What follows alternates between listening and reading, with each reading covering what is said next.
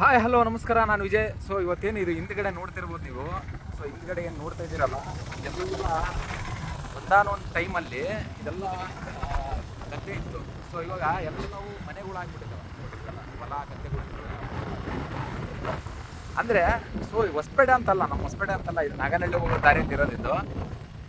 ನಮ್ಮ ಹೊಸಪೇಟೆ ಅಂತಲ್ಲ, ಆಲ್ಮೋಸ್ಟ್ ಗದ್ದೆಗಳೆಲ್ಲ ಮನೆಗಳೆಲ್ಲ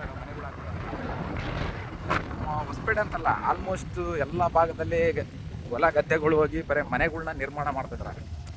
ಅಂದರೆ ಸೊ ಅದಕ್ಕೆ ನಮಗೇನು ಬೆಳೀತಕ್ಕಂಥ ವಸ್ತುಗಳು ರೇಟ್ ಆಗ್ತವ. ಆಮೇಲೆ ಸರ್ಕಾರ ಕೃಷಿ ಬಗ್ಗೆ ಗಮನ ಕೊಡಬೇಕು. ಬರೀ ಮನೆಗಳು ಆಗ್ತಾ ಹೋದ್ರೆ ಬಿತ್ತರಿರೋದಿಲ್ಲ, ನಾಳೆ ತಿನ್ನಕ್ಕೆ ನಮಗೆ ಏನೂ ಸಿಗೋದಿಲ್ಲ.